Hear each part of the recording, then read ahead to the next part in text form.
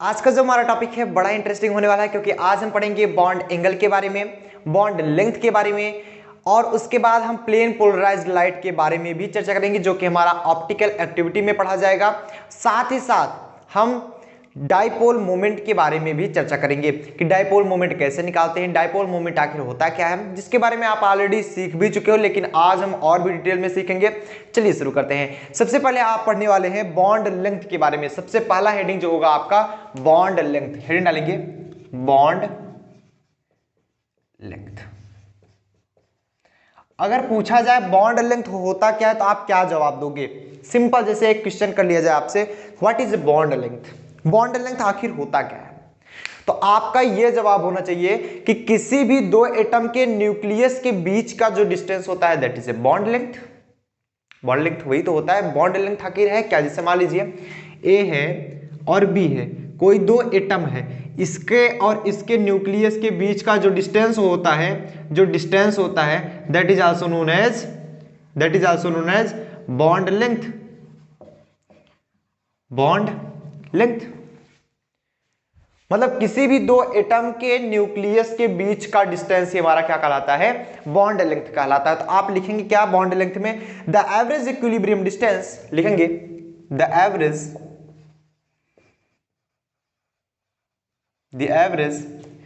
Equilibrium distance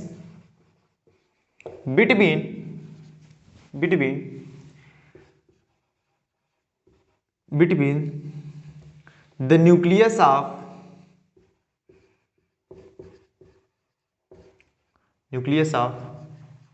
two atoms is known as bond length। वो हमारा क्या कहलाता है? बॉन्ड लेंथ कहलाता है। अर्थात इसमें बोला क्या गया कि किसी भी दो एटम के न्यूक्लियस के बीच का जो डिस्टेंस होगा वही हमारा बॉन्ड लेंथ कहलाएगा। अब बॉन्ड लेंथ ऐसा नहीं है कोई ट्रिक है आपको याद कर लो, बॉन्ड लेंथ सभी का निकाल लो, ऐसा कुछ नहीं है। अगर आपको बॉन्ड लेंथ याद करना है तो पार्टिकुलर सभी का बॉन्ड लेंथ वेरी करता है। बॉन्ड लेंथ डिपेंड किस पे करता है उसके बारे में भी चर्चा करेंगे, factor affecting of bond length. लेकिन सबसे पहले देख लेते हैं कुछ बॉन्ड लेंथ के बारे में, आप जानकारी ले लेते हैं, क्योंकि काफी बॉन्ड लेंथ आपको याद करना पड़ सकता है, वैसे आता तो है नहीं। क्वेश्चन अगर पूछा जाता है, बॉन्ड लेंथ दिया गया होता है, जैसे HCl, H और Cl के बीच का जो लेंथ है वो कितना है, वो बॉन्ड लेंथ दिया गया होता है, आपको याद करने की आवश्यकता नहीं है। बट हो सकता है ना भी दिया रहे तो कुछ ऐसे बॉन्ड लेंथ होते हैं, मान लीजिए आपको एग्जांपल देकर शो करना हुआ तो कुछ इंपॉर्टेंट एग्जांपल्स हैं जो कि आप याद कर सकते हैं। तो चलिए कुछ हम इंपॉर्टेंट एग्जांपल्स की तरफ देख लेते हैं। लेकिन ये डिफिनीशन सबको समझ में आ गई, ये डिफिनीशन सबको यहां तक क्लियर है? चलिए अब हम बात करेंगे सम बॉन्ड लेंथ के बारे में। तो एक तरफ आप डालेंगे हेडिंग बॉन्ड, एक तरफ बॉन्ड डालेंगे बॉन्ड, दूसरी तरफ लेंथ। लेंथ जो होगा हम एंगस्ट्राम में लिखेंगे, जितनी भी लेंथ लिखेंगे हम किस में लिखेंगे? एंगस्ट्राम में। ध्यान दीजिएगा, जितनी भी लेंथ हम लिखने वाले हैं सब के सब एंगस्ट्राम में ही होने वाली है, ठीक। अब अगर हम बात करें H सिंगल बॉन्ड H की, इसके बीच में बॉन्ड लेंथ होता है 0.74 एंगस्ट्राम, 0.74 एंगस्ट्राम। बात करें C बॉन्ड C की, तो इसमें होता है 1.54 एंगस्ट्राम। एंगस्ट्राम इसलिए पहले लिख दिया गया, आप लोग भी लिखते रहो फटाफट से। अगर यहीं पर बात करें C डबल बॉन्ड C की, C डबल बॉन्ड C की, इसका लेंथ ज्यादा होता है, थोड़ा सा आप ज्यादा दिखाएंगे, हालांकि इतना अंतर नहीं होता है क्योंकि ये एंगस्ट्राम में है, तो 1.34 एंगस्ट्राम। और अगर बात करें हम C ट्रिपल बॉन्ड C की, C ट्रिपल बॉन्ड C की, तो ये होता है 1.20 एंगस्ट्राम। इसके बाद अगर हम चर्चा करें OH की, O बॉन्ड H की, तो ये होता है हमारा 0.97 एंगस्ट्राम। आफ्टर इट अगर हम चर्चा करें C बॉन्ड O की, तो इसमें होता है हमारा 1.43 एंगस्ट्राम। आगे हमारा आता है N bond H, N bond H में कितना होता है हमारा 1 एंगस्ट्रॉम, 1.00 लिख सकते हो। अगर बात करें CH बॉन्ड की, इसमें बॉन्ड लेंथ होती है हमारी 1.08, ये 1 है, ध्यान दीजिएगा 1.08। और C डबल बॉन्ड O की बात करें तो ये होता है हमारा 1.22। इसके बाद अगर हम चर्चा करें C बॉन्ड N की तो वो होता है हमारा 1.47 एंगस्ट्रॉम। आफ्टर इट अगर हम चर्चा करें C डबल बॉन्ड N की तो ये हो जाता है हमारा 1.29 angstrom. And finally C triple bond N की बात करें तो 1.16 एंगस्ट्रॉम होता है, 1.16 एंगस्ट्रॉम। तो ये कुछ मोस्ट इंपॉर्टेंट एग्जांपल्स थे जिन्हें आपको याद करना बहुत जरूरी है। एक बार आप लोग इसको नोट डाउन कर लेंगे फटाफट से। बॉन्ड लेंथ अगर आप याद कर सके तो बहुत अच्छी बात, नहीं याद कर सके तो आप ये तीनों याद कर लीजिए, जैसे ये तीनों C bond C double bond C triple bond C। तो ये कंपेयर करने में काम आते, जैसे आप कंपेयर करना चाहो, ये सिंगल बॉन्ड ट्रिपल बॉन्ड का कंपेयर करना चाहो तो ये काम आ जाएंगे। क्यों? क्योंकि इसका बॉन्ड लेंथ ज्यादा, डबल बॉन्ड का कम हो गया, ट्रिपल बॉन्ड का कम हो गया। सेम सिमिलर केसेस में भी होता है। तो ये अगर आप याद कर लोगे तो आप कंपेयर कर रही कहीं करना चाहो, कहीं एग्जांपल्स देने चाहो तो आप आराम से दे सकते हो। सो फटाफट से इतना नोट डाउन कर लीजिए, फटाफट से सब लोग नोट डाउन करें। क्लियर है? बहुत अच्छे। सो चलिए अब हम बात करते हैं factor affecting of bond length. कौन कौन से ऐसे फैक्टर हैं जो कि बॉन्ड लेंथ को अफेक्ट करते हैं, मतलब कौन कौन से ऐसे फैक्टर हैं जो कि बॉन्ड लेंथ को प्रभावित करते हैं। तो हिंट डालेंगे factor affecting of bond length, factor affecting of bond length, factor affecting of bond length. Factor affecting में सबसे पहला पॉइंट आता है हमारा बॉन्ड ऑर्डर। अब समझेंगे बॉन्ड ऑर्डर किस प्रकार बॉन्ड लेंथ को प्रभावित करता है। मतलब बॉन्ड ऑर्डर क्या होता है, जैसे सिंगल बॉन्ड हो गया, डबल बॉन्ड हो गया, triple bond, that is known as bond order. मतलब कितने बॉन्ड्स हैं, नंबर ऑफ बॉन्ड्स को हम क्या बोलते हैं, बॉन्ड ऑर्डर बोलते हैं। जैसे सिंगल बॉन्ड में बॉन्ड ऑर्डर 1, डबल बॉन्ड में बॉन्ड ऑर्डर 2, ट्रिपल बॉन्ड में बॉन्ड ऑर्डर 3, अर्थात नंबर ऑफ बॉन्ड्स, मेनली बोला जाए नंबर ऑफ बॉन्ड्स जो होता है। तो हमने क्या देखा अभी जस्ट इसके पहले टेबल में देखा कि अगर सिंगल बॉन्ड होता था तो उसका बॉन्ड लेंथ ज्यादा, डबल बॉन्ड का बॉन्ड लेंथ कम और ट्रिपल बॉन्ड का बॉन्ड लेंथ सबसे कम होता था। बोलो यहां तक तो क्लियर है। तो ये क्या करेगा, बॉन्ड ऑर्डर डायरेक्टली प्रभावित करेगा बॉन्ड लेंथ को। तो हम बताएंगे यहां से जो बॉन्ड लेंथ निकलता है, bond length is inversely proportional to the bond order।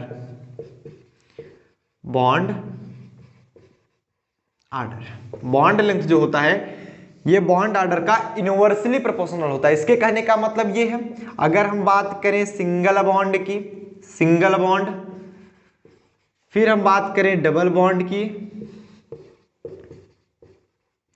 और अगर बात करें ट्रिपल बॉन्ड की, ट्रिपल बॉन्ड की, और अगर हम देखें ऑर्डर ऑफ बॉन्ड लेंथ तो सिंगल बॉन्ड का बॉन्ड लेंथ सबसे ज्यादा, डबल बॉन्ड का उससे कम एंड ट्रिपल बॉन्ड का सबसे कम। ये है हमारा ऑर्डर ऑफ बॉन्ड लेंथ। ये हमारा क्या बोलता है, ऑर्डर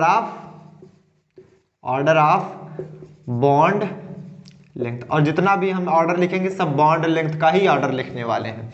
तो ये हमारा ऑर्डर ऑफ बॉन्ड लेंथ है। आप देख पा रहे हो सिंगल बॉन्ड सबसे ज्यादा बॉन्ड लेंथ है, डबल बॉन्ड का उससे कम, ट्रिपल बॉन्ड का उससे कम। जबकि बॉन्ड ऑर्डर की बात करें तो बॉन्ड ऑर्डर सबसे ज्यादा किसका है, ट्रिपल बॉन्ड का, क्योंकि ट्रिपल बॉन्ड में number of bonds equal to 3, इसमें 2, इसमें 1। लेकिन हम जानते हैं जो बॉन्ड लेंथ होता है वो इनवर्सली प्रोपोर्शनल होता है, अर्थात जिसका बॉन्ड ऑर्डर सबसे कम उसकी बॉन्ड लेंथ सबसे अधिक होगी। बात क्लियर है? दूसरा पॉइंट क्या कहता है, दूसरा पॉइंट आता है हमारा कि बॉन्ड एनर्जी क्या आता है, बॉन्ड एनर्जी अब बॉन्ड एनर्जी किस प्रकार अफेक्ट करती है, हम बताएंगे। बॉन्ड एनर्जी जो होती है वो भी बॉन्ड लेंथ के इनवर्सली प्रोपोर्शनल ही होती है, जैसे कि बॉन्ड आर्डर। तो यहां पर भी देख लेंगे, जो बॉन्ड लेंथ होगा, बॉन्ड लेंथ होगा वो इनवर्सली प्रोपोर्शनल होगा बॉन्ड एनर्जी का, बॉन्ड एनर्जी का। तो एक चीज और आप यहां से देख सकते हो, बॉन्ड लेंथ का inversely proportional bond energy and also inversely proportional to bond length, bond order. तो बॉन्ड आर्डर जो होगा बॉन्ड एनर्जी के समानुपाती होगा, प्रोपोर्शनल होगा। बॉन्ड आर्डर जिसका जितना ज्यादा, बॉन्ड एनर्जी उतनी ज्यादा। तो हम सभी जानते हैं ट्रिपल बॉन्ड की बॉन्ड एनर्जी ज्यादा होती है। बॉन्ड एनर्जी मतलब जब वो जुड़ते हैं, जो रिलीज हो रही है कोई दो एटम, या फिर दो एटम को तोड़ने के लिए जो रिक्वायर्ड एनर्जी है, इसके जस्ट पहले वाले में बताए हैं, अभी आप लोग जाकर देख लीजिए, या उसको तोड़ने के लिए जितनी ऊर्जा की आवश्यकता हो रही है, that is a bond energy. Bond energy और बॉन्ड डिसोसिएशन एनर्जी अलग है, कई लोग नहीं समझ पाते, इसलिए मैं बोल रहा हूं। आई बटन में लिंक मिल रहा है, इसके जस्ट पहले वाले लेक्चर देखेंगे, उसमें हमने कंप्लीट बताया है कि बॉन्ड एनर्जी क्या होती है, बॉन्ड डिसोसिएशन एनर्जी, जो कि आप लोग जो सोचते हो उससे एकदम डिफरेंट है। सोचते हो बॉन्ड डिसोसिएशन मतलब बॉन्ड का टूटना ही नहीं, आप उस वीडियो को देखेंगे तो आपका पूरा डाउट क्लियर हो जाएगा। तो यहां पर क्या मिला आपको, बॉन्ड एनर्जी जो होगा बॉन्ड आर्डर के प्रोपोर्शनल होता है।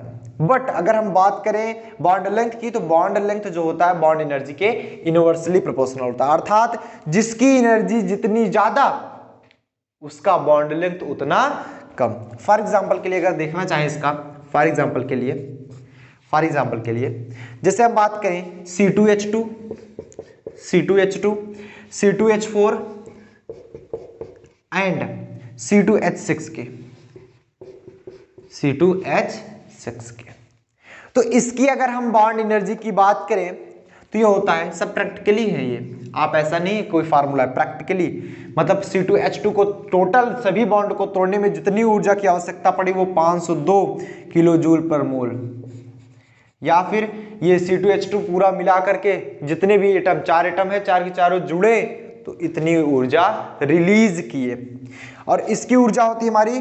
443.5 किलो जूल पर मोल, और इसकी ऊर्जा थी हमारी 431 किलो जूल पर मोल, 431 किलो जूल पर मोल। देख पा रहे हैं बॉन्ड एनर्जी सबसे कम किसकी, इसकी। तो जो बॉन्ड लेंथ होगा वो सबसे ज्यादा इसका होगा, फिर इसका होगा, फिर इसका होगा। बात क्लियर है। तो यहां पर आप देख सकते हो कि बॉन्ड जो एनर्जी है, बॉन्ड लेंथ सबसे ज्यादा इसका होना चाहिए, C2H6 का। अगर हम दिखा भी दें तो इसका बॉन्ड लेंथ जो होता है, ये बॉन्ड एनर्जी हमारी, बॉन्ड एनर्जी, और ये हमारा बॉन्ड लेंथ। बॉन्ड लेंथ जो C2H2 का होता है वो होता है 1.06 एंगस्ट्रॉम, इसका होता है 1.07 एंगस्ट्रॉम, और इसका होता है हमारा 1.09 एंगस्ट्रॉम। तो आर्डर आप बॉन्ड लेंथ देखेंगे क्या, देख पा रहे हैं बॉन्ड लेंथ सबसे ज्यादा इसका है, फिर इसका है एंड फिर इसका है, लेकिन बॉन्ड एनर्जी सबसे कम इसकी थी। तो बॉन्ड एनर्जी जिसकी ज्यादा होगी बॉन्ड लेंथ उसका कम होगा, बॉन्ड आर्डर जिसका ज्यादा होगा बॉन्ड लेंथ उसका कम होगा। ठीक, नेक्स्ट बात करें एटॉमिक रेडियाई की। एटॉमिक रेडियाई की तो आप इधर लिख लेंगे एटॉमिक रेडियाई, तीसरा पॉइंट एटॉमिक रेडियाई। अगर हम बात करें एटॉमिक रेडियाई की, तो जो बॉन्ड लेंथ होता है एटॉमिक रेडियाई के इनवर्सली प्रोपोर्शनल होता है, अर्थात एटॉमिक रेडियाई जिसकी जितनी कम बॉन्ड लेंथ उतना अधिक। अब समझना इसका भी कारण है, बॉन्ड लेंथ जो होता है इसको भी हम क्लियर करा देंगे। Bond length is proportional, inversely proportional to the atomic radii, atomic radii. अब मतलब इसका कैसे समझे, इसका मतलब कैसे समझे, देखो जैसे मान लो कोई दो एटम हो गया, कोई दो एटम हो गया, ये मान लो कोई एटम है ए, ये मान लो कोई एटम है बी, ये मान लो कोई एटम है बी। अगर यहीं पर इससे बड़े एटम रख दिए जाएं सेम डिस्टेंस पर, जैसे मान लो ए है ये बी है, बड़े एटम रख दिए जाए, इनकी रेडियाई बढ़ा दो, इनकी रेडियाई बढ़ा दो, इतना भी मत बढ़ा दो कि ओवरलैप कर जाए, थोड़ा सा और कम कर दो। ओवरलैप करके बॉन्ड बनाएंगे, चाहे वो पैरेलल करें चाहे वो साइडवेज करें, जैसे भी करें। अब देखेंगे ए बी का न्यूक्लियस उतना ही दूरी है, न्यूक्लियस उतना ही दूरी देख पा रहे हैं ए बी, लेकिन आप देखेंगे रेडियस किसकी ज्यादा है, रेडियस किसकी ज्यादा है, इसकी, तो बॉन्ड लेंथ इसमें कम हो जाएगा। ये देख रहे हो पास पास आ चुके हैं ना, पास पास आ चुके हैं, लेकिन इसकी एटॉमिक रेडियाई कम है, बॉन्ड लेंथ ज्यादा, एटॉमिक रेडियाई कम है तो बॉन्ड लेंथ ज्यादा हो जाएगी, जबकि एटॉमिक रेडियाई ज्यादा करोगे तो बॉन्ड लेंथ कम हो जाएगी। बात क्लियर है? मतलब आप एटॉमिक रेडियाई, रेडियाई क्या होता है, रेडियाई क्या होता है, न्यूक्लियस से आउटर मोस्ट सेल के इलेक्ट्रॉन के बीच का डिस्टेंस, यही तो होता है रेडियाई। रेडियाई जितना ज्यादा बढ़ाओगे बॉन्ड लेंथ छोटा होता जाएगा, जबकि जितना छोटा करोगे बॉन्ड लेंथ उतना बड़ा होता चला जाएगा, और छोटा करोगे और बड़ा हो जाएगा। एटॉमिक रेडियाई के यूनिवर्सली प्रोपोर्शनल होता है बॉन्ड लेंथ। सो फटाफट से यहां पर नोट डाउन करिए। तो हमने यहां पर देखा 3 फैक्टर इफेक्टिंग थे, मतलब फैक्टर इफेक्टिंग बॉन्ड लेंथ में 3 ऐसे फैक्टर थे जो कि बॉन्ड लेंथ को प्रभावित करते हैं। सबसे नंबर 1 हम बताएंगे बॉन्ड एनर्जी, या फिर आप बता सकते हो बॉन्ड ऑर्डर, चाहे जो भी बताओ, ये जरूरी नहीं कि आप एक क्रम से ही बताओ, आगे पीछे कर सकते हो, ऐसा कोई नहीं है कि जो हम बताएं वही लिखोगे। तो सबसे पहले हम बताएंगे बॉन्ड ऑर्डर। जो बॉन्ड ऑर्डर होता है वो यूनिवर्सली प्रोपोर्शनल होता है बॉन्ड लेंथ के, मतलब बॉन्ड ऑर्डर जितना ज्यादा बॉन्ड लेंथ उतना कम। Single bond, double bond and triple bond में देखेंगे सिंगल बॉन्ड का बॉन्ड ऑर्डर 1 है, डबल बॉन्ड का 2 है, ट्रिपल बॉन्ड का 3 है। बॉन्ड ऑर्डर किसका ज्यादा हुआ? ट्रिपल बॉन्ड का, ट्रिपल बॉन्ड का। जबकि बॉन्ड लेंथ किसका ज्यादा होता है? सिंगल बॉन्ड का। मतलब bond length is universally proportional to the bond order. Second हमारी बात आई, हम बात की है बॉन्ड एनर्जी की। जो बॉन्ड एनर्जी होती है वो भी बॉन्ड लेंथ के यूनिवर्सली प्रोपोर्शनल होती है, अर्थात जिसकी एनर्जी ज्यादा उसका लेंथ कम। एटॉमिक रेडियाई की बात करें तो एटॉमिक रेडियाई भी बॉन्ड लेंथ के इनवर्सली प्रोपोर्शनल ही होती है, जिसकी एटॉमिक रेडियाई जितना ज्यादा एटॉम की उसका बॉन्ड लेंथ उतना कम। सो यहां तक फटाफट से नोट डाउन कर लेंगे आप लोग। उम्मीद करते हैं सबको यहां तक समझ में आ गया होगा। क्लियर है? बहुत बढ़िया। नेक्स्ट हेडिंग डालेंगे बॉन्ड एंगल। अब हम बात करेंगे बॉन्ड एंगल के बारे में। बॉन्ड एंगल, बॉन्ड एंगल क्या होता है? बॉन्ड एंगल मतलब 2 बॉन्ड लेंथ के बीच का एंगल ही हमारा बॉन्ड एंगल कहलाता है। बॉन्ड लेंथ समझ पाए? किसी एटम के 2 एटम के न्यूक्लियस के बीच के डिस्टेंस को हम बॉन्ड लेंथ बोलते थे। एंड जो बॉन्ड एंगल होगा वो किसी 2 लेंथ के बीच का एंगल होगा। तो लिख लेंगे the angle between 2 bonds, the angle between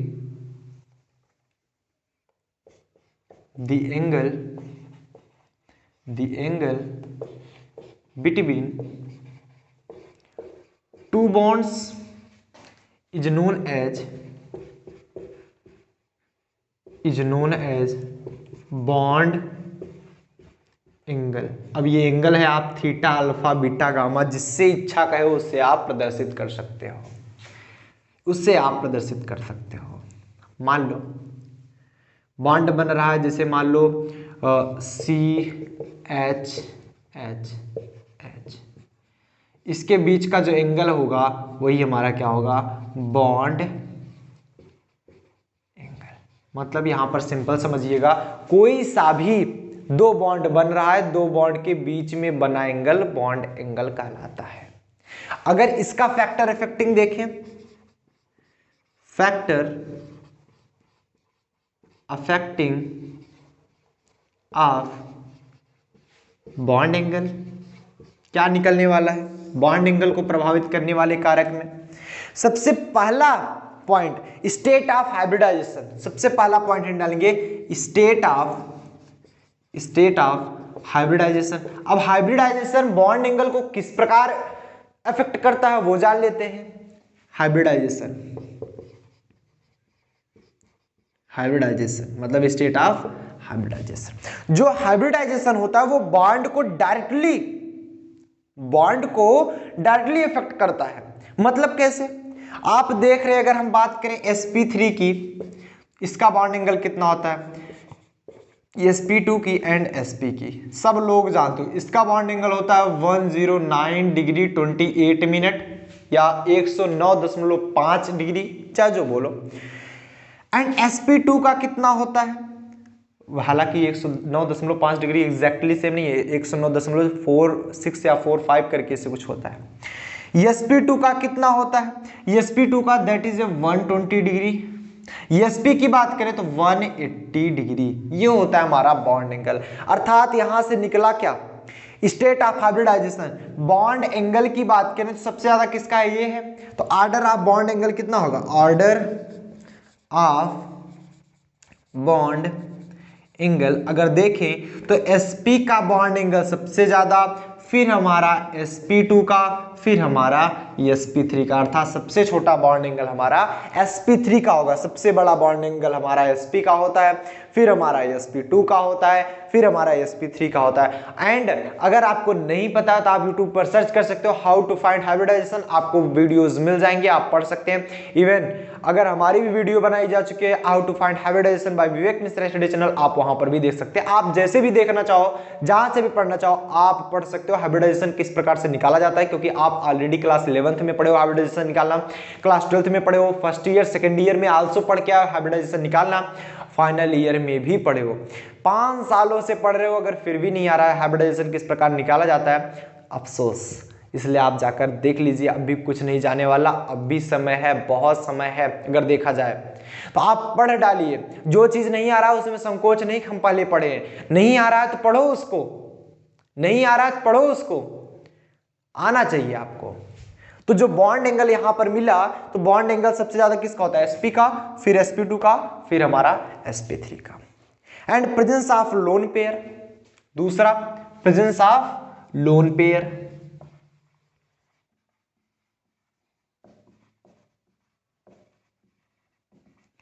देखिएगा, लोन पेयर भी डायरेक्टली इफेक्ट करता है किसको, बॉन्ड एंगल को। अब कैसे इफेक्ट करता है इसके बारे में हमने पहले भी चर्चा की है। अगर लोन पेयर होता है तो रिपल्सन सबसे ज्यादा, मान लो ये भी लोन पेयर, ये भी लोन पेयर, रख दोगे पास पास, रिपल्सन सबसे ज्यादा करेगा।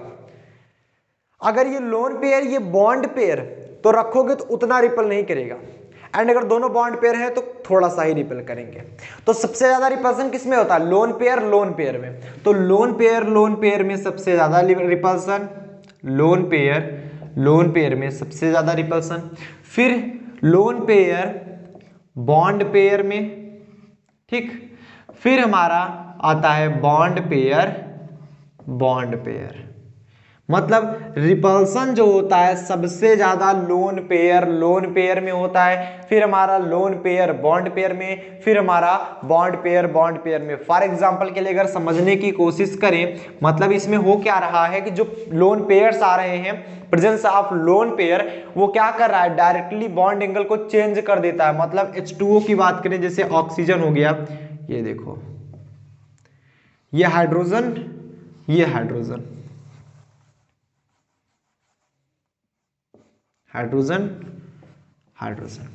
ये लोन पेयर कुछ ऐसे बनेंगे, देख पा रहे हो, ये बॉन्ड एंगल मान लो 1 है, ऐसा हमने माना बॉन्ड एंगल 1 है, और ये लोन पेयर बॉन्ड पेयर के बीच में बॉन्ड एंगल 2 है, एंड इसके बीच में बॉन्ड एंगल 3 मान लो, ऐसा हमने मान लिया। अगर ऐसे भी नहीं मानना चाहो, इसको 4 मान लो। अब ठीक है, 1 2 3 4 मान लिया कि ये बॉन्ड एंगल लोन पेयर के बीच में जो बॉन्ड एंगल है वो 1 है, इस लोन पेयर बॉन्ड पेयर के बीच में 2 है, इस बॉन्ड पेयर के बीच में 3 है, इस बॉन्ड पेयर लोन पेयर के बीच में 4 है। अगर अब इसको शो करना चाहें तो एंगल 1 सबसे बड़ा होगा and angle 2 equal to angle 4 होगा, सबसे छोटा होगा हमारा एंगल नंबर 3। एंगल 2 एंगल 4 बराबर होगा, क्योंकि ये बॉन्ड पेयर लोन पेयर के बीच का एंगल है। सबसे ज्यादा बड़ा कौन होगा, लोन पेयर, अर्थात लोन पेयर को आप पास में रखोगे, सबसे ज्यादा रिपल कर जाएगा, सबसे ज्यादा ऐसे। और लोन पेयर बॉन्ड पेयर को रखोगे थोड़ा सा और कम ही करेगा, लोन पेयर बॉन्ड पेयर को करोगे थोड़ा सा ही रिपल करेगा। तो ये बॉन्ड एंगल को चेंज कर रहा है कि नहीं, तो फैक्टर अफेक्टिंग आप बॉन्ड एंगल में क्या लिखेंगे, सबसे पहले हाइब्रिडाइजेशन।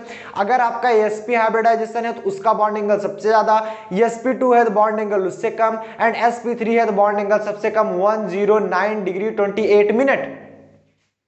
एंड अगर हम बात करें किसकी, प्रेजेंस ऑफ लोन पेयर की, तो लोन पेयर का बॉन्ड एंगल सबसे ज्यादा, लोन पेयर बॉन्ड पेयर का बॉन्ड एंगल उससे कम, बॉन्ड पेयर का बॉन्ड एंगल सबसे छोटा होता है। सो फटाफट से इसको नोट डाउन करेंगे।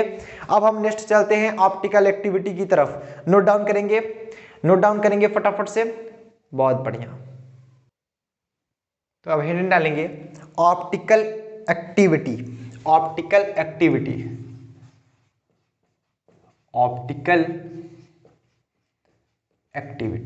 अब इसके बारे में पढ़ेंगे जो कि हमारा इंपॉर्टेंट टॉपिक है, ऑप्टिकल एक्टिविटी में सबसे पहले आपको पढ़ना होगा प्लेन पोलराइज्ड लाइट क्या होती है। प्लेन पोलराइज्ड लाइट मतलब ऑप्टिकल एक्टिविटी में सबसे पहला टॉपिक आपको जानकारी होनी चाहिए, प्लेन पोलराइज्ड लाइट आखिर होता क्या है। प्लेन पोलराइज्ड लाइट में हम आपको बता दें, जब किसी भी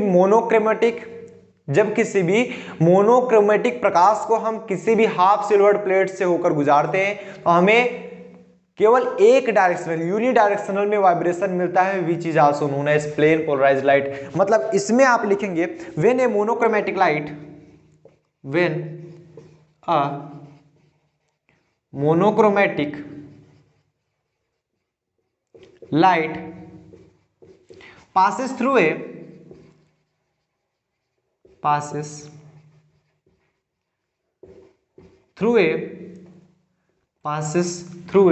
half silvered plate,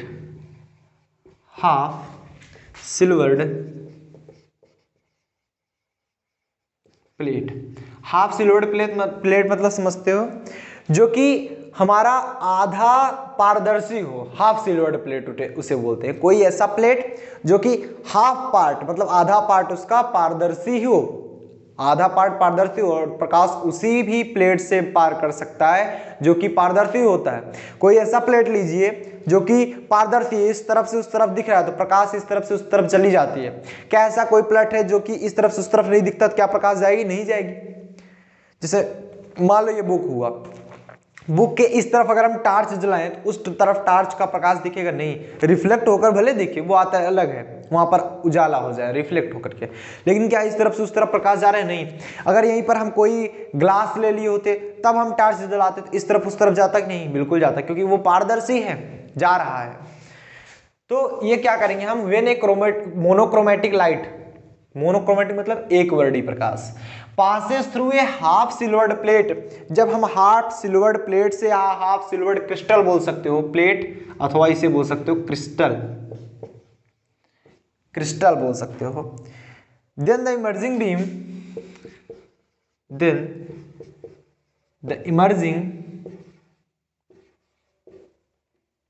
इमर्जिंग मतलब जो निकलने वाली प्रकाश है, emerging beam of light,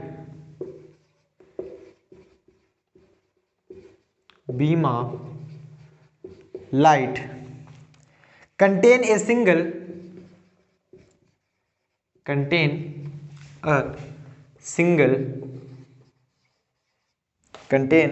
single plane of vibration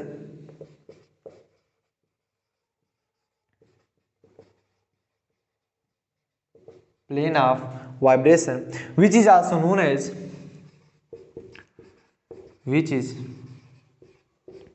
also known as plane polarized light।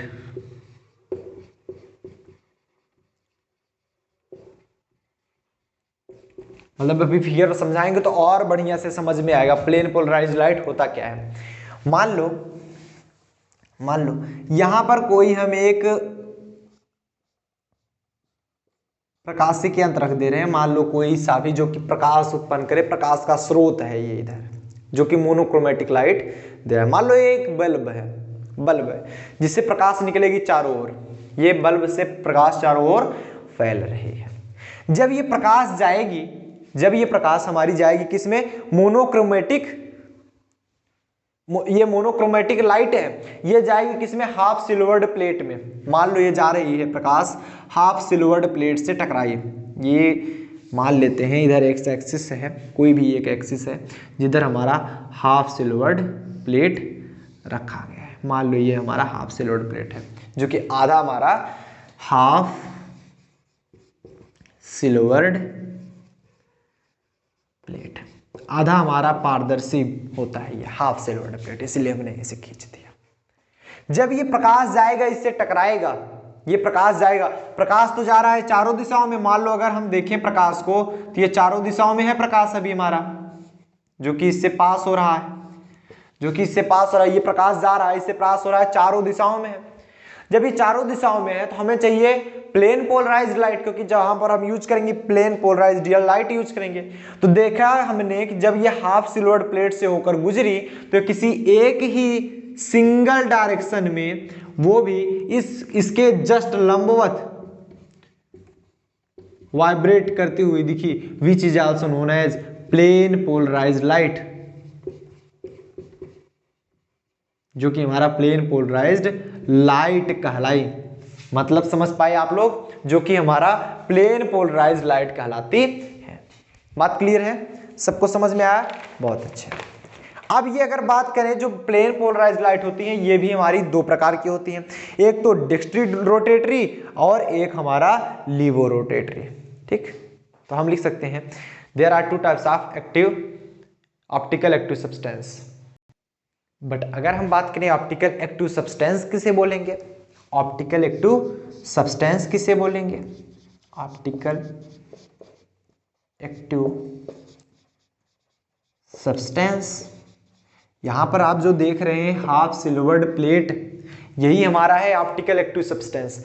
मतलब ऐसा सब्सटेंस, ऐसा पदार्थ जो कि मोनोक्रोमेटिक लाइट को प्लेन पोलराइज्ड लाइट में चेंज कर देता है, वो हमारा ऑप्टिकल एक्टिव सब्सटेंस कहलाता है।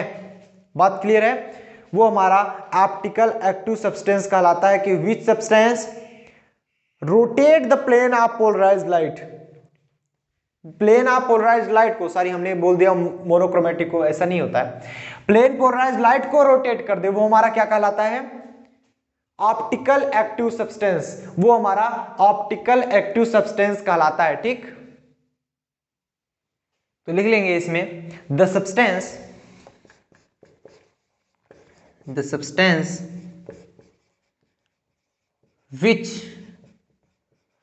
which rotates the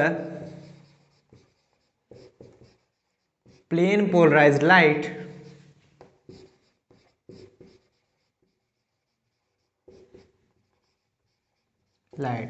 is known as optical active substance, optical active substance.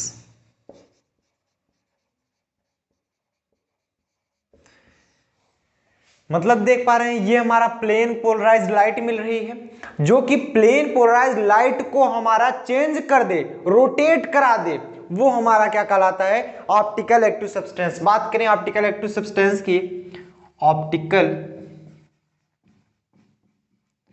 Active substance की तो ये दो प्रकार के होते हैं, कौन कौन से, एक तो हमारा डेक्स्ट्रो, दूसरा हमारा लीवो, LAEVO, लीवो। एक तो हमारा डेक्स्ट्रो, दूसरा हमारा लीवो, दो प्रकार के सब्सटेंस कहलाते हैं। सबसे पहले हम पढ़ेंगे डेक्स्ट्रो या दूसरा पढ़ेंगे हम लीवो। सबसे पहला आप हेड डालेंगे dextro rotatory substance, dextro rotatory substance, dextro rotatory substance. Dextro rotatory substance क्या होता है, ऐसे सब्सटेंस जो कि प्लेन पोलराइज्ड लाइट को राइट साइड घुमा दे, राइट साइड रोटेट कर दे, उसे डेक्स्ट्रो रोटेटरी सब्सटेंस कहते हैं। इसे स्मॉल डी से प्रदर्शित करते हैं, इसे हम स्मॉल डी से प्रदर्शित करते हैं। तो लिखेंगे the substance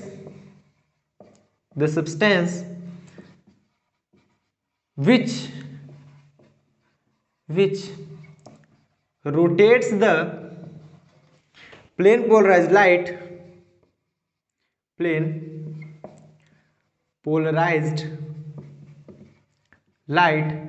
through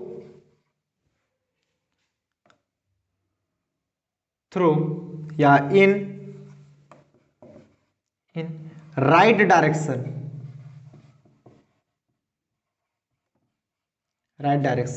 is called dextrorotative substance.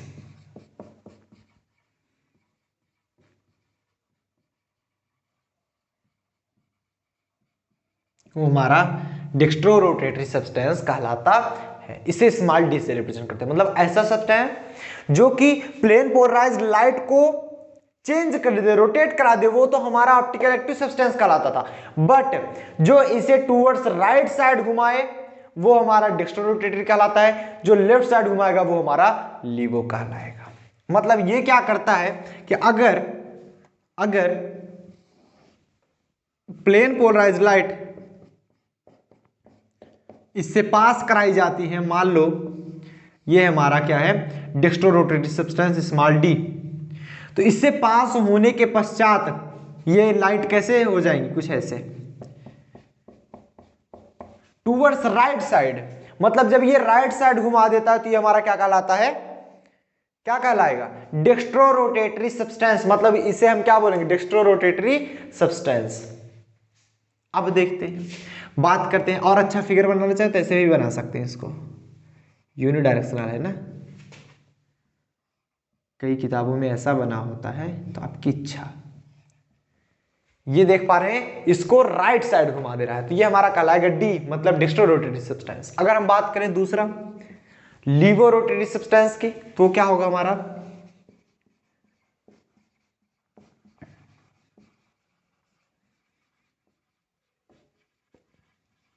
ये क्या करता है, टूवर्ड्स लेफ्ट डायरेक्शन में घुमाता है। इसे हम प्रदर्शित करते हैं यल से। मतलब याद रखिएगा, यल वाला लेफ्ट में ही घुमाएगा, मतलब लीवोरोटेटरी है तो ये लेफ्ट साइड घुमाएगा बाएं तरफ, एंड बाकी डेक्स्ट्रो है तो वो राइट साइड घुमाएगा। तो लिखेंगे the substance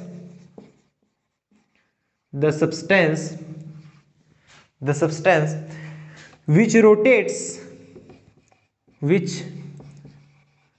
rotates the plane polarized light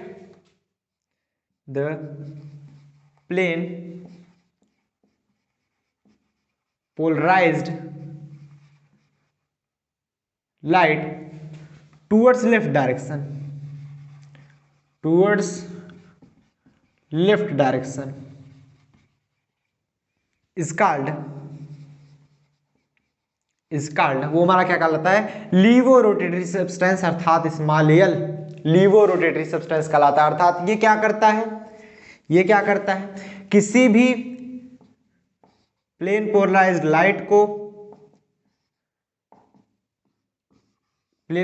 light को जब इससे पास कराते हैं तो ये हमारा किस में चेंज कर देता है, टूवर्ड्स लेफ्ट डायरेक्शन में घुमा देता है।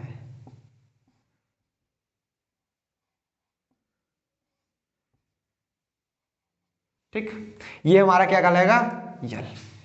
तो डी क्या करता है, प्लेन पोलराइज्ड लाइट को राइट साइड घुमाता है, एंड हमारा यल क्या करता है, वो प्लेन पोलराइज्ड लाइट को लेफ्ट साइड घुमाता है। सो यहां तक फटाफट से नोट डाउन कर लीजिए। उम्मीद करते हैं इससे रिलेटेड आपको कोई भी प्रॉब्लम नहीं होगी, क्लियर हो गया होगा सारा प्रॉब्लम आपका। समझ में बात समझ में आई, नोट डाउन करिए फटाफट से। 1 2 3 4 5 नोट डाउन करें फटाफट से, आगे बढ़े। अगर अब बात करें जो एंगल ऑफ रोटेशन है, मतलब जो रोटेट हो रहा है किस एंगल पर रोटेट हो रहा है, चाहे वो डेक्स्ट्रो हो चाहे वो लीवो हो, तो वो अगर रोटेट हो रहा है तो किस एंगल पर रोटेट हो रहा है, तो एंगल ऑफ रोटेशन वही कहलाता है। तो एंगल ऑफ रोटेशन किन किन बातों पर डिपेंड करता है, तो लिख लेंगे angle of rotation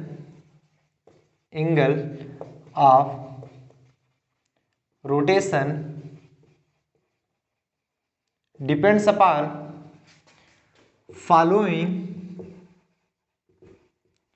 following factors following factors पे वो क्या करता है, डिपेंड करता है। कौन कौन से ऐसे फैक्टर हैं जिसपे हमारा एंगल ऑफ रोटेशन डिपेंड करता है? First nature of the substance, substance की नेचर पर भी डिपेंड करता है, नेचर ऑफ सब्सटेंस। सेकेंड है density of the solution, density of the solution. जरूरी नहीं कि आप पूरा लिखो, 2-4 लिख दो बहुत है, ठीक। एटसेट्रा दिखा देंगे। तीसरा है हमारा thickness of the layer through which the light is passed, thickness of the layer by which light passed।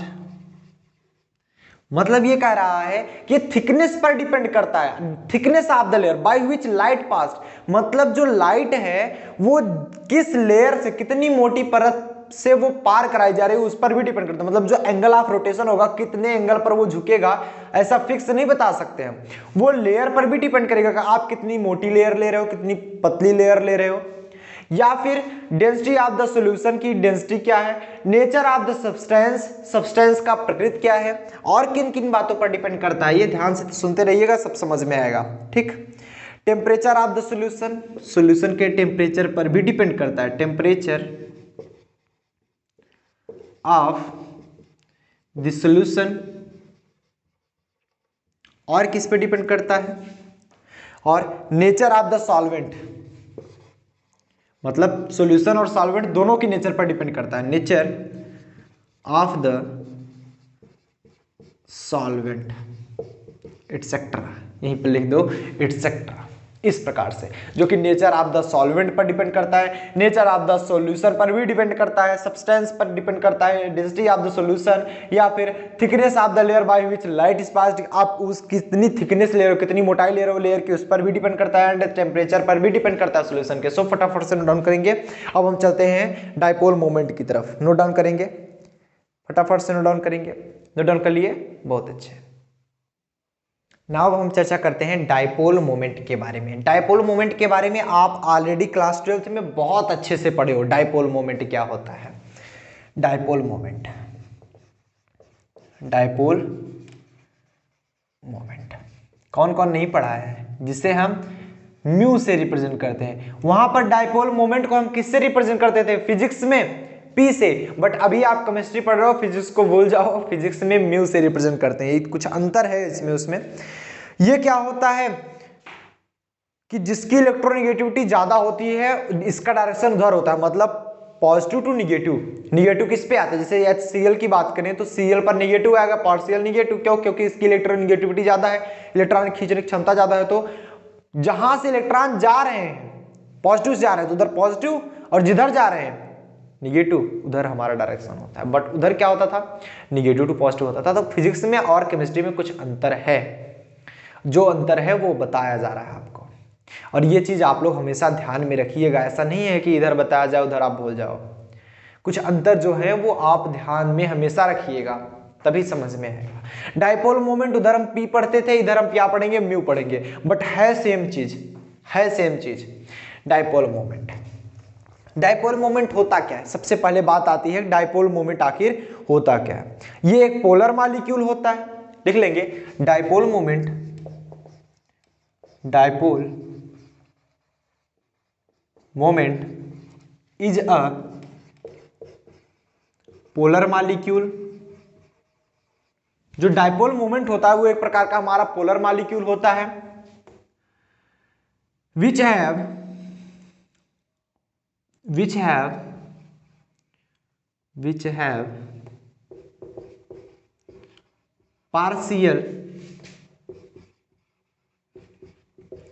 partial positive and partial negative charge।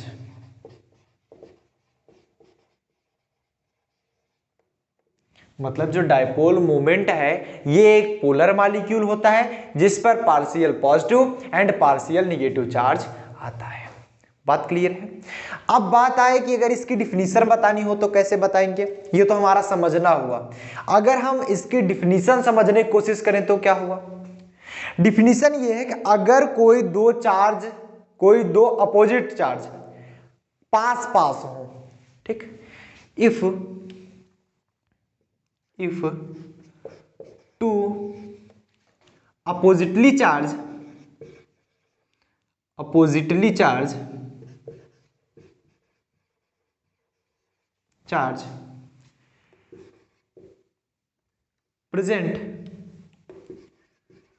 present nearly, अगर दो अपोजिटली चार्ज पास में हो या फिर रखे हो, सम डिस्टेंस पर रखे हो, ठीक, या ऐसे भी लिख सकते हैं present some very small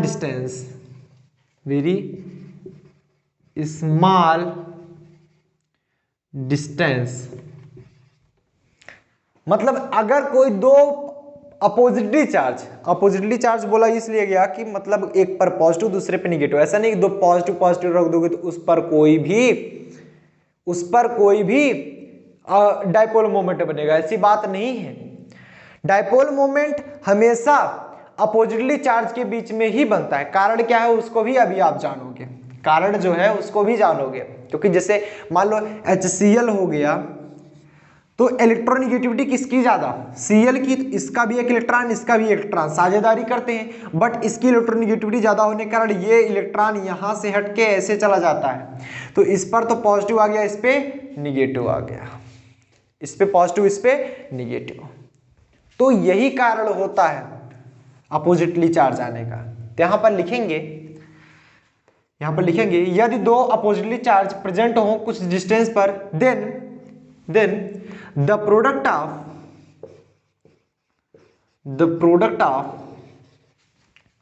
of magnitude of any one charge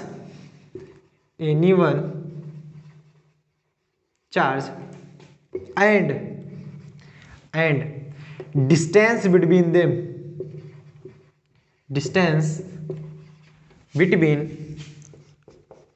them is also known as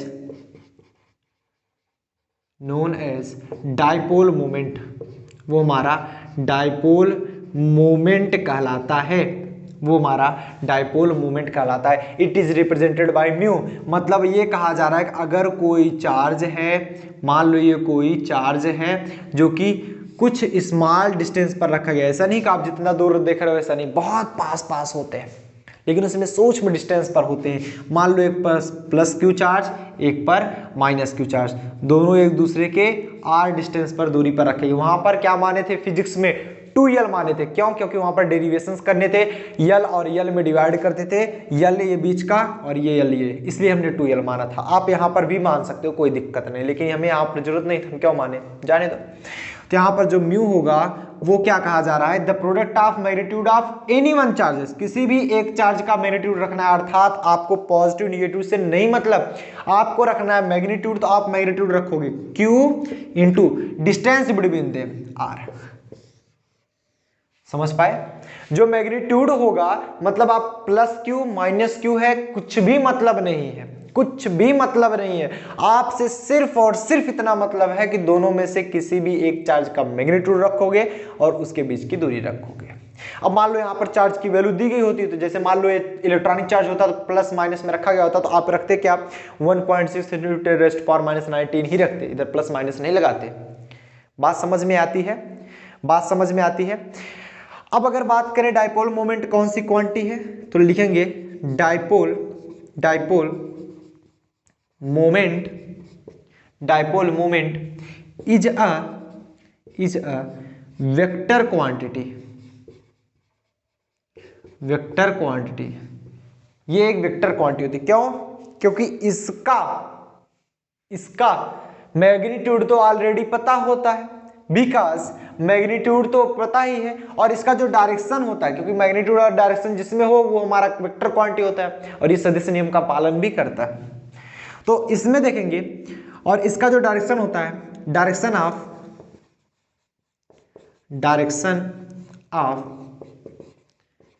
dipole moment is, इसका डायरेक्शन किधर होता है, पॉजिटिव टू निगेटिव या negative to positive, positive to negative, positive to negative and bond pair to lone pair.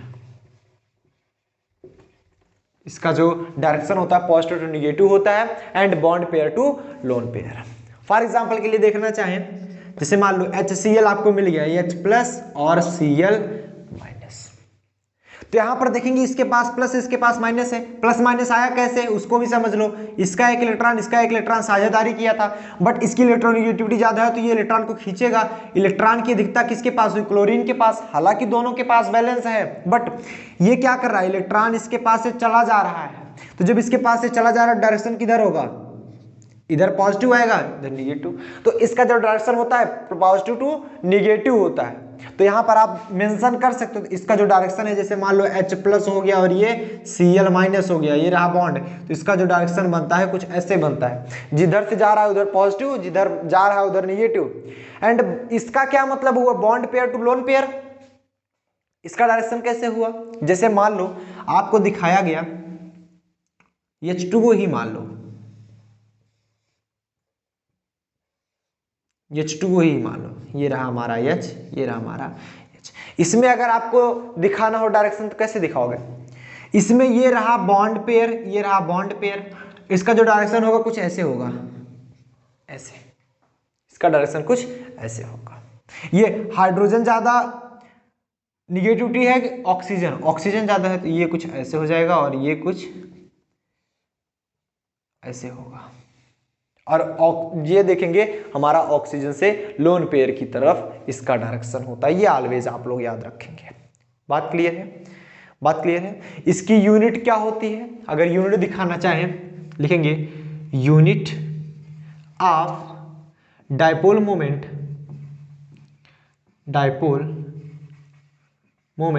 Is, दो unit होती है इसकी dipole moment की। एक तो आप बता सकते हो क्या, Q का होता है कूलाम, R का होता है मीटर, कूलाम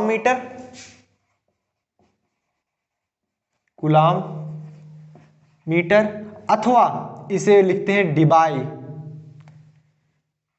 डिबाई, जिसे हम कैपिटल D से रिप्रेजेंट करते हैं। मतलब इसका दो होता है, दो यूनिट होते हैं, DEBYE, मतलब डिबाई। इसको हम डिबाई से भी लिखते हैं एंड कूलाम मीटर भी लिखते हैं, क्योंकि ये देख रहे हो Q फॉर कूलाम, Q किसका देख पा रहे हो, जो चार्ज है, चार्ज का मात्रा कूलाम होता है, मतलब C। R मतलब क्या है, डिस्टेंस क्या होता है, क्या मीटर, तो कूलाम मीटर, या फिर से डिबाई में भी रिप्रेजेंट करते, जैसे दाब का रिप्रेजेंट करते थे ना पास्कल, या फिर बल बटा क्षेत्रफल लिखते थे, न्यूटन पर मीटर स्क्वायर भी लिखते थे। तो एक पास्कल में कितने न्यूटन पर मीटर स्क्वायर जैसे लिखते थे, वैसे इसमें भी देखेंगे एक डिबाई में कितने कूलाम मीटर।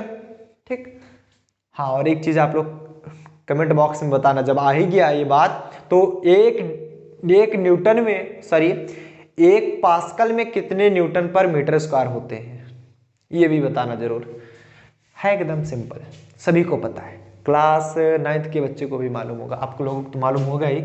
हम देखना चाहते हैं, गूगल पे सर्च करके, चाहे जैसे करके खोजना, जब आप गूगल पे सर्च करोगे भले ही आपको पता चल जाएगा, लेकिन वहां से आप देखोगे कोई एक यूनिट नहीं, आपको बार मिल जाएगा, टार मिल जाएगा, पास्कल मिल जाएगा, न्यूटन पर मीटर स्क्वायर मिल जाएगा, डाइन पर सेंटीमीटर स्क्वायर मिल जाएगा, और भी नॉलेज बढ़ेगा।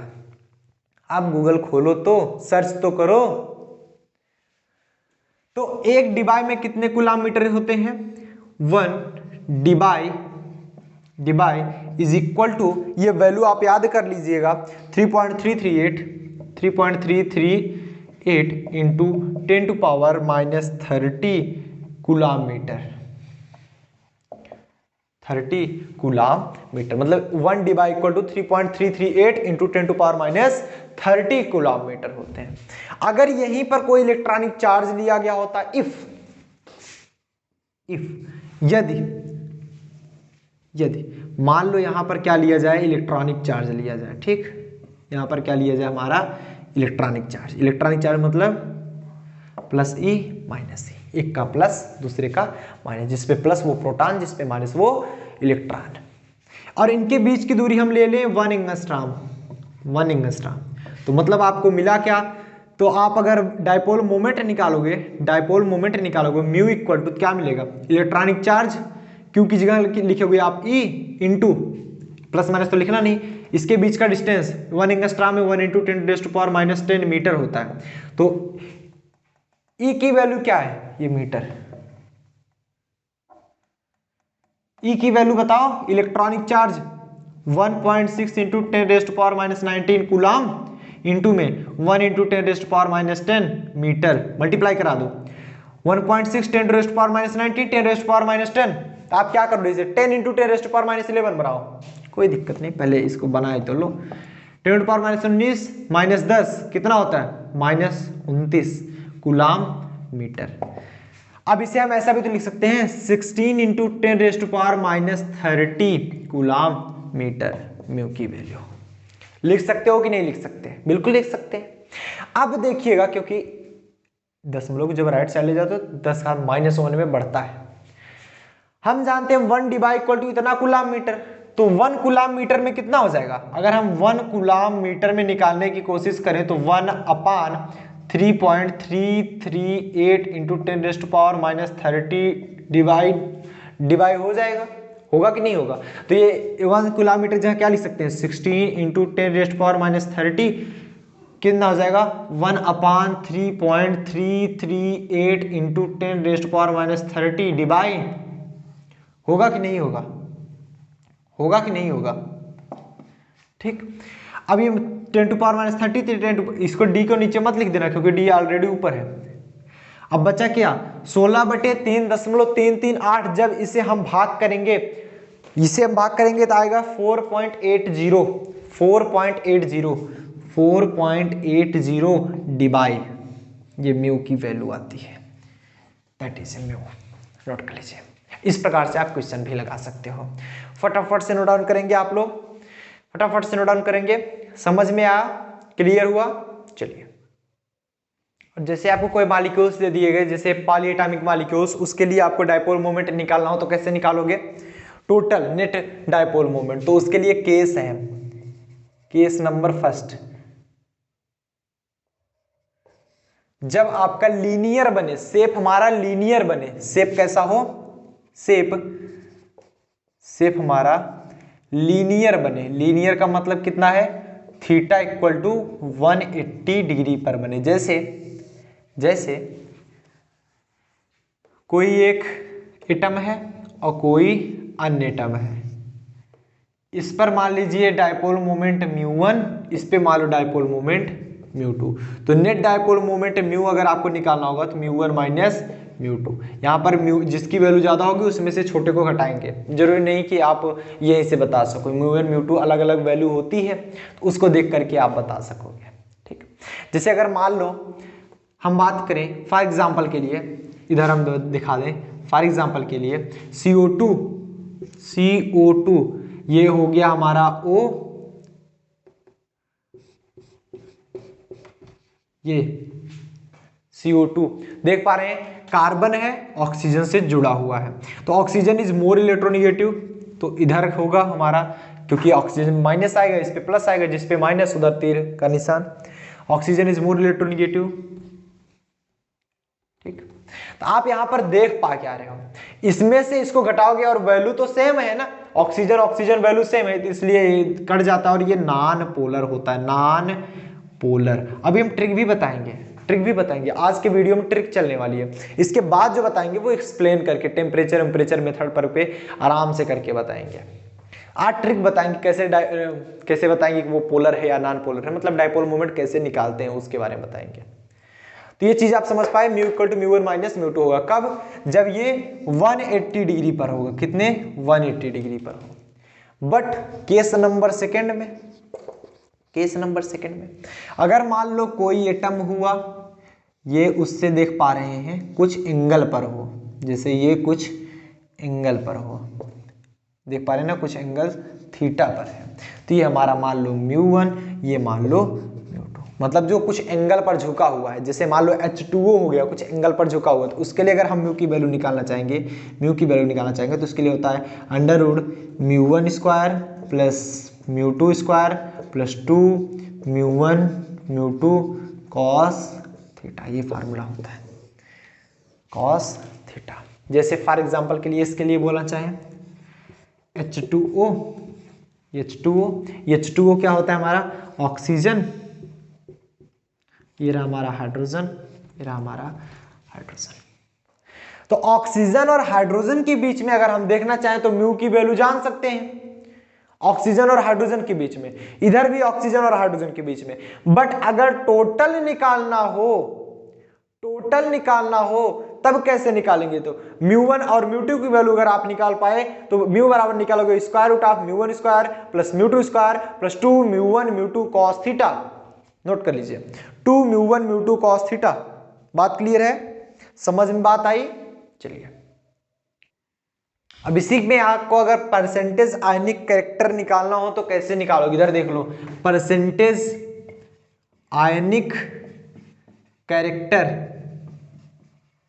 Percentage ionic character. कभी कभी आपसे पूछ लिया जाता है what do you mean by percentage ionic character. Percentage ionic character से आप क्या समझते हैं? या फिर आपको कोई क्वेश्चन दिया गया उससे आप परसेंटेज आयनिक कैरेक्टर निकालना हो तो कैसे निकालोगे? फार्मूला अभी हम बता दे रहे हैं। लेकिन उससे पहले आपको यह पता होनी चाहिए कि अगर बॉन्ड लेंथ बढ़ेगा, ऐसे बता सकते हो, या फिर आप इलेक्ट्रोनिगेटिविटी डिफरेंस से बता सकते हो। इलेक्ट्रोनिगेटिविटी डिफरेंस जितना ज्यादा, मतलब HCl देखा जाए तो इलेक्ट्रोनिगेटिविटी डिफरेंस ज्यादा है, HF देख लिया जाए इलेक्ट्रोनिगेटिविटी डिफरेंस और ज्यादा है। तो अगर इलेक्ट्रोनिगेटिविटी डिफरेंस जितना ज्यादा डाइपोल मोमेंट उतना ज्यादा, उतना ही ज्यादा हमारा आयनिक कैरेक्टर भी ज्यादा। तो लिखेंगे मोर द इलेक्ट्रोनिगेटिविटी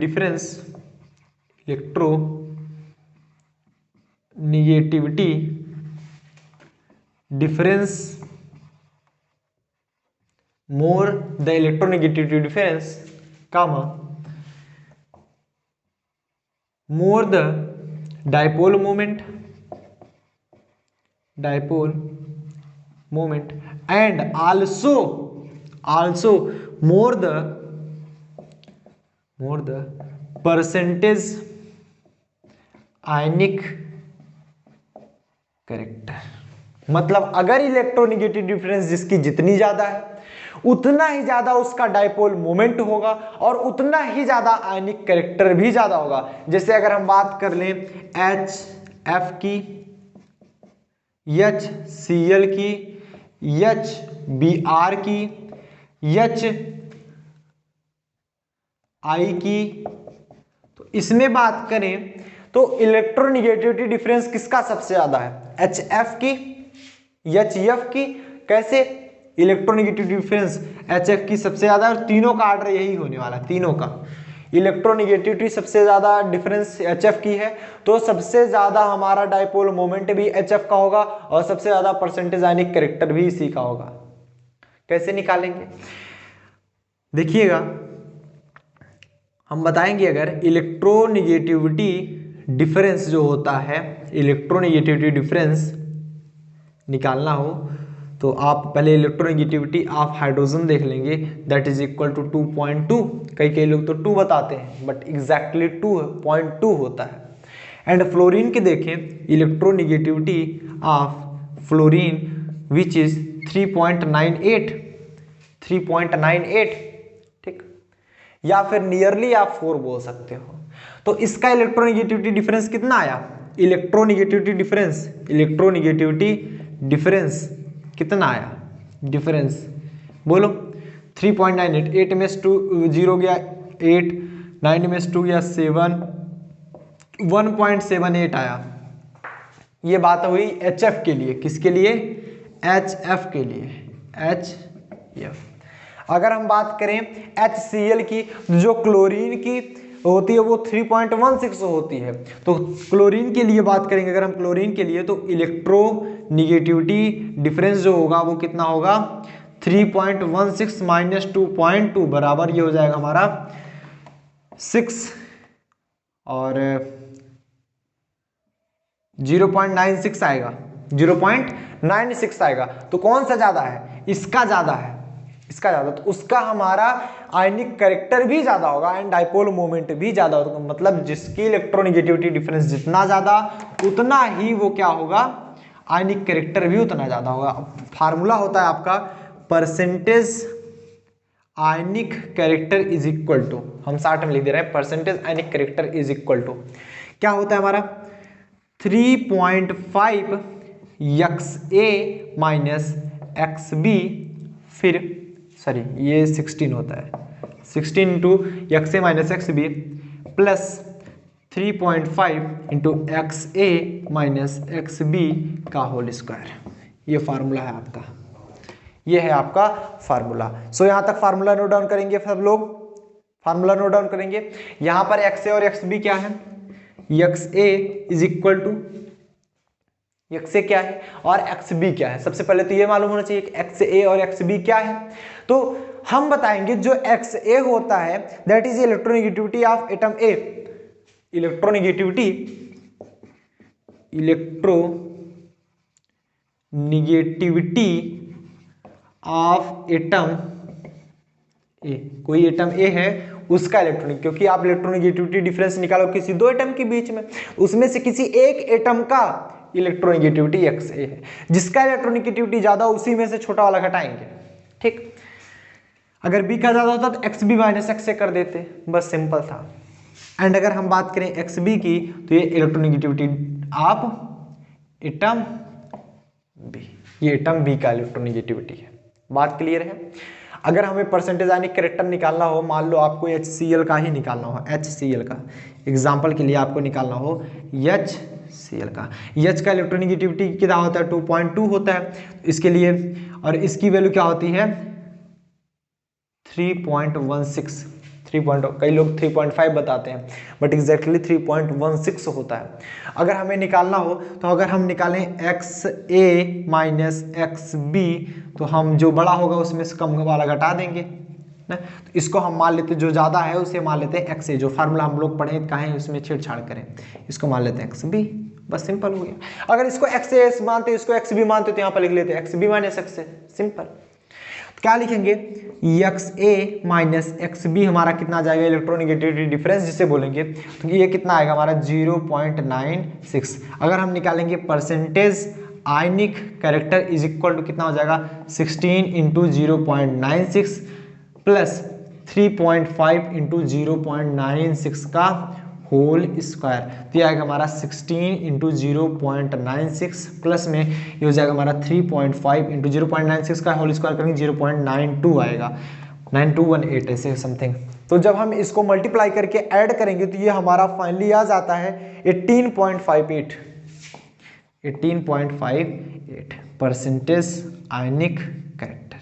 इस प्रकार आप निकालेंगे, और आपका होमवर्क है परसेंटेज आयनिक कैरेक्टर आप HCl का निकालोगे, HBr का निकालोगे और HI का निकालोगे। अभी हम बताएंगे कि क्लोरीन की इलेक्ट्रोनिगेटिविटी कितनी होती है, ब्रोमीन की, आयोडीन की, या फिर गूगल कर लो यार, गूगल में पता सब कुछ चल जाता है। सो नोट डाउन कर लेंगे यहाँ तक फटाफट से।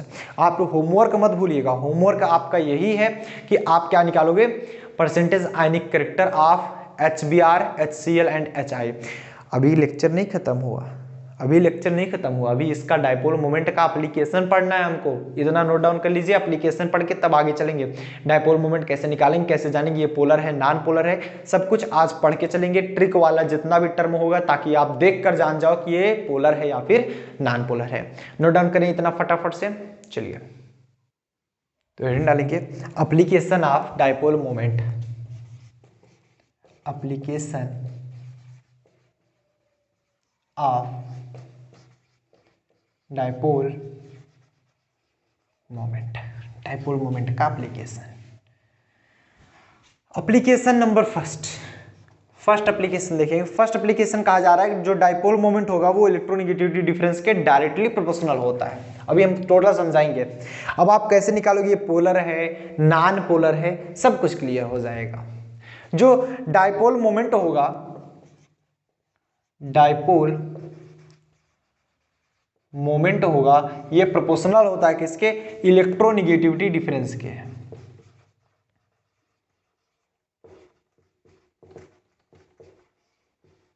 इसके पहले भी हम बता चुके हैं कि इलेक्ट्रोनेगेटिविटी डिफरेंस जितना ज्यादा उतना ज्यादा डाइपोल मोमेंट और उतना ही ज्यादा परसेंटेज आयनिक कैरेक्टर। वही चीज इसमें एप्लीकेशन में लिखा जा रहा है।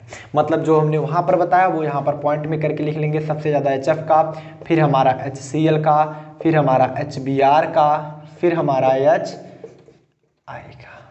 ठीक, अगर हम इलेक्ट्रोनेगेटिविटी देखना चाहें, इलेक्ट्रोनेगेटिविटी अगर देखें किसकी, मान लो फ्लोरीन की इलेक्ट्रोनेगेटिविटी होती है 3.98, क्लोरीन का होता है 3.16, ब्रोमीन का होता है हमारा 2.96 और आयोडीन का होता है हमारा, आयोडीन का 2.66 एंड हाइड्रोजन का होता है 2.2। अब तो निकाल पाओगे ना इलेक्ट्रोनेगेटिविटी डिफरेंस कितना होता है। अरे क्या करना होता है, ज्यादा वाले में से कम घटा दो, इलेक्ट्रोनेगेटिविटी डिफरेंस आ गया। दूसरा पॉइंट क्या कर रहा है, dipole moment is inversely proportional to bond angle. जो डाइपोल मोमेंट है वो इनवर्सली प्रोपोर्शनल होता है बॉन्ड एंगल के। मतलब बॉन्ड एंगल ज्यादा तो डाइपोल मोमेंट कम। जिसका बॉन्ड एंगल जितना ज्यादा होगा उसका डाइपोल मोमेंट उतना कम होगा। जैसे मान लो आपको आर्थो आइसोमर, मेटा आइसोमर और पैरा आइसोमर दे दिया जाए, मतलब कुछ ऐसा।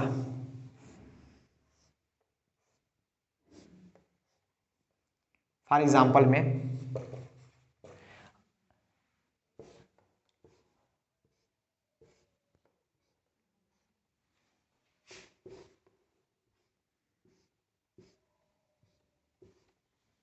ठीक,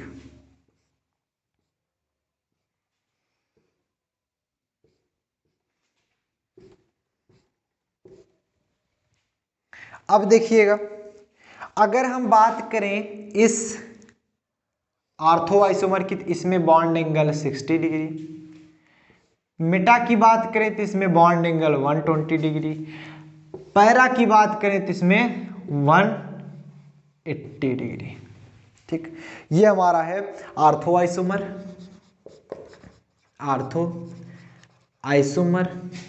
ये हमारा होता है मेटा आइसोमर और ये हमारा होता है पैरा आइसोमर। ठीक, para isomer.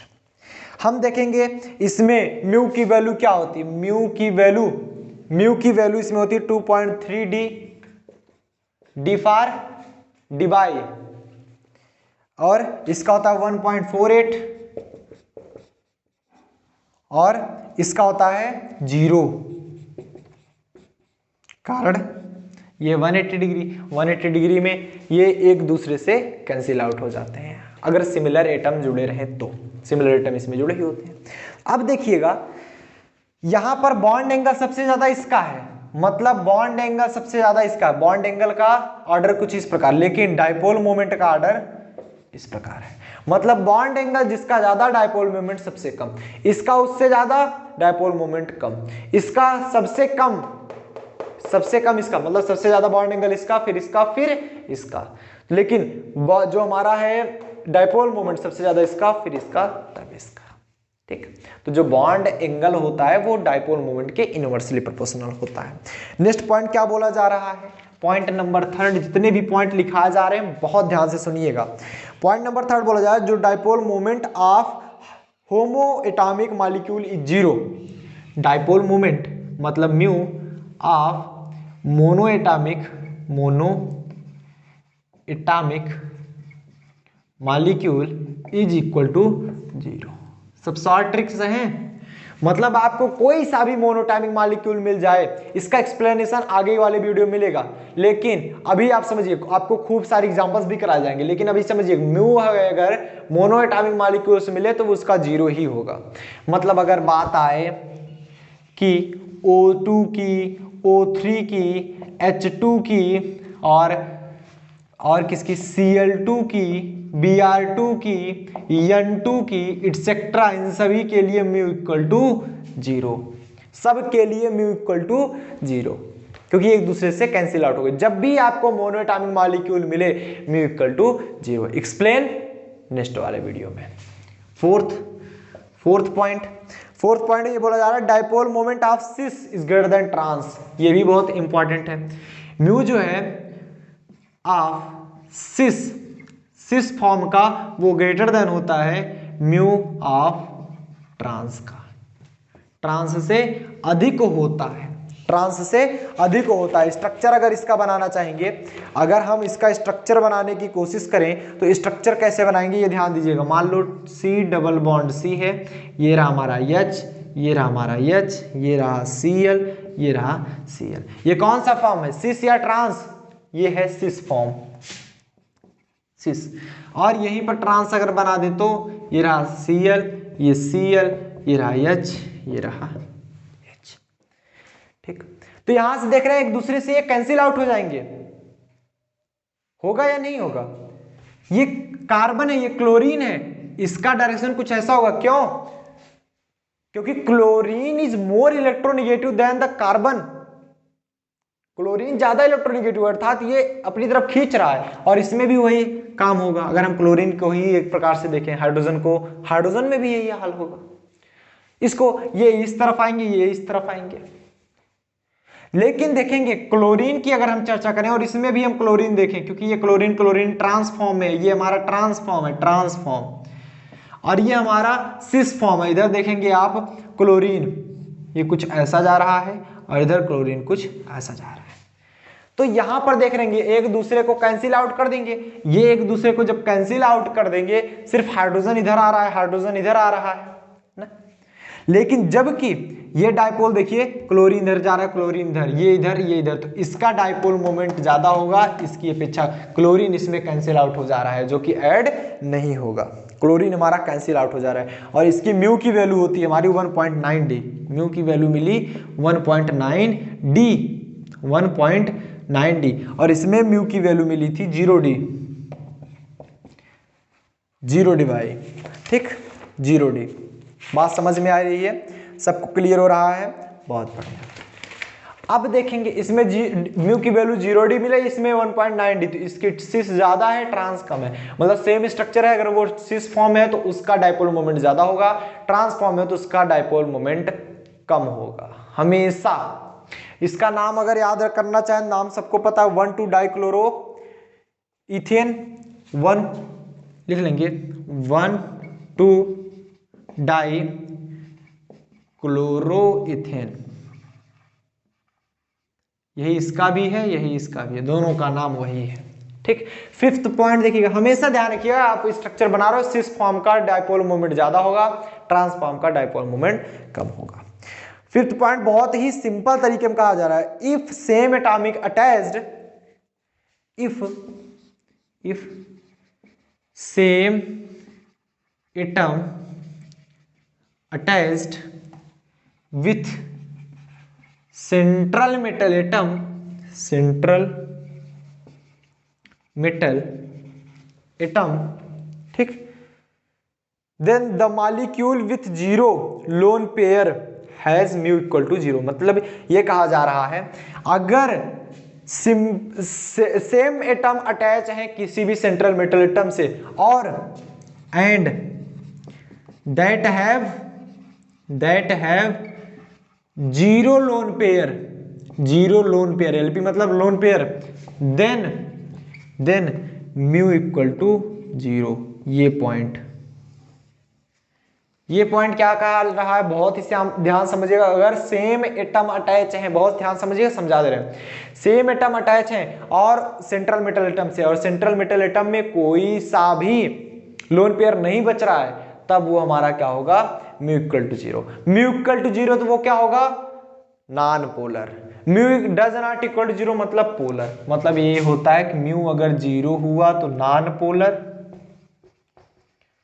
Mu does not equal to 0 हुआ तो वो हमारा पोलर।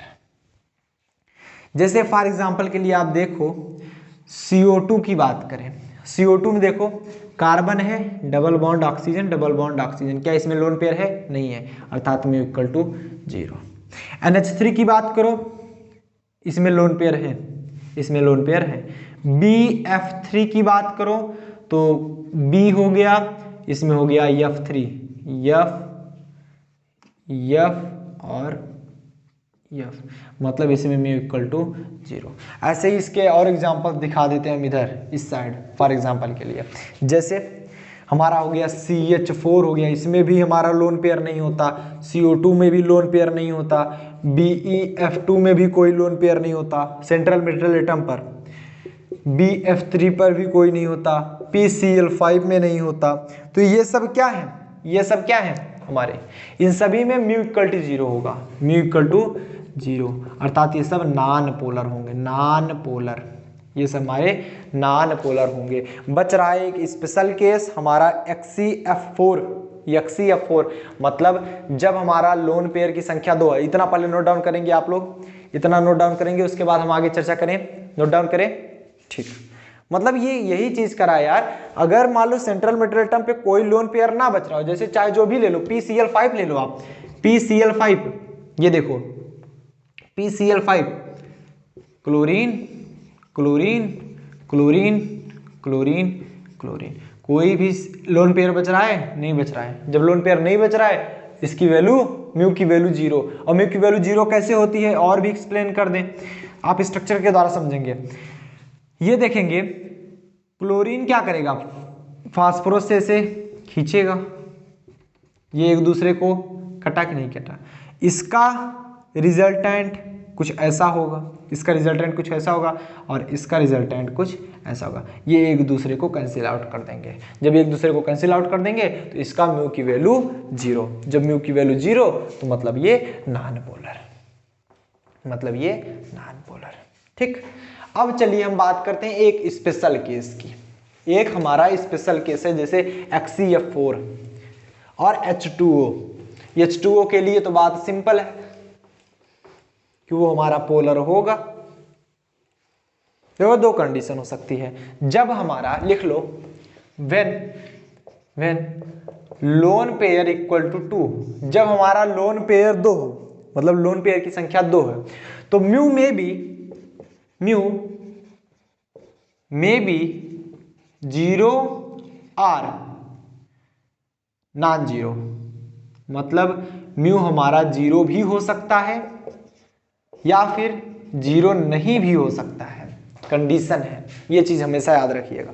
अगर लोन पेयर 2, फर्स्ट के केस में ऐसा कुछ नहीं होता। फर्स्ट के केस में अगर लोन पेयर आया, अगर एक लोन पेयर है तो वो नॉन पोलर ही होगा, सॉरी पोलर ही होगा। अगर एक आया तो म्यू की वैल्यू 0 नहीं हो सकती, लेकिन अगर 2 आया तो उसमें केस में 0 हो सकती है। कैसे हो सकती है, अगर हम H2O की बात करें, इधर वो स्ट्रक्चर पर डिपेंड करता है। H2O की बात करें तो हाइड्रोजन का देखते हैं कैसे, सॉरी H2O का स्ट्रक्चर कैसे होता है, कुछ ऐसे,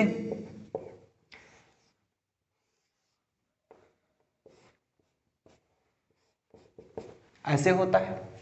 अगर आप दिखाने की कोशिश करो, ये देख रहे हो ना, क्योंकि ऑक्सीजन इज मोर इलेक्ट्रोनिगेटिव, जो इलेक्ट्रोनिगेटिव होगा उधर ही जाएगी तीर, जो जिसके पास ताकत ज्यादा होगी उधर ही घूम जाएगी तीर, ठीक। अब देखो इधर हमने बताया था कि ऑलवेज इस प्रकार होती है, इस प्रकार होती है ना?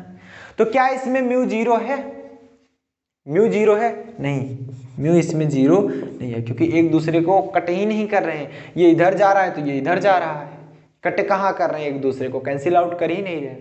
लेकिन यहीं पर अगर हम बात करें XeF4 की, XeF4 की, तो Xe के आउटर मोस्ट शेल में, क्योंकि xenon is a inert gas, outer most shell में 8 इलेक्ट्रॉन, तो जिनान के आउटर मोस्ट शेल में 8 इलेक्ट्रॉन, मतलब 2 2 4 2 6 2 8, ये फ्लोरीन से बनाएगा कुछ ऐसे, फ्लोरीन फ्लोरीन फ्लोरीन फ्लोरीन, इसका स्ट्रक्चर ऐसा होता है। इसका स्ट्रक्चर कैसा होता है, HCl4 का स्ट्रक्चर। काफी चीजें आपके स्ट्रक्चर पर भी डिपेंड करते हैं। तो ये चीज तो ऊपर की तरफ ऐसे जाएगा हमेशा, और ये इस तरफ जाएगा हमेशा, हमेशा लोन पेयर की तरफ। एंड हम जानते हैं इसका रिजल्टेंट क्या होगा, ये इसका रिजल्टेंट यही तो होगा, और इसका रिजल्टेंट क्या होगा, ये एक दूसरे को कैंसिल आउट किए कि नहीं, म्यू इक्वल टू 0 होगा। अर्थात ये हमारा क्या होगा, नॉन पोलर, जबकि ये क्या होता था, पोलर, क्योंकि ये mu does not equal to 0। इसका देख रहे हैं, ये तो इधर गया, ये इधर गया, एक दूसरे को कैंसिल आउट किया, इसका रिजल्टेंट एक दूसरे को कैंसिल आउट कर दिया, नॉन पोलर। नोट डाउन कर लीजिए, नोट डाउन कर लीजिए। समझ में आया? किसी कोई प्रॉब्लम तो नहीं, कोई डाउट नहीं? चलो, इसके बाद हम नेक्स्ट लेक्चर में बात करेंगे थोड़ा सा और डिटेलिंग में, जिसे ये तो ट्रिक्स हुई एक प्रकार से। हम टेम्परेचर के बेस पे जितने भी मेथड होंगे, नियर अबाउट 3 मेथड हैं, तीनों मेथड के बारे में चर्चा करेंगे, उसके बाद आगे चलेंगे। तो मिलते हैं नेक्स्ट वीडियो में, टिल देन बढ़िया से पढ़ाई करें और फटाफट से इसको नोट डाउन कर लीजिए। अगर पीडीएफ लिंक पानी हो तो डिस्क्रिप्शन बॉक्स में चले जाइएगा, वहां पर आपको पीडीएफ नोट्स की लिंक मिल जाएगी, या फिर आप टेलीग्राम पे जाएंगे, वहां पर सर्च कर लीजिएगा यूनियन क्लासेस, वहां पर भी आपको पीडीएफ मिल जाएगी। इवन आप किसी भी सोशल मीडिया पे हमसे जुड़ने के लिए @यूनियन क्लासेस सर्च कर सकते हैं।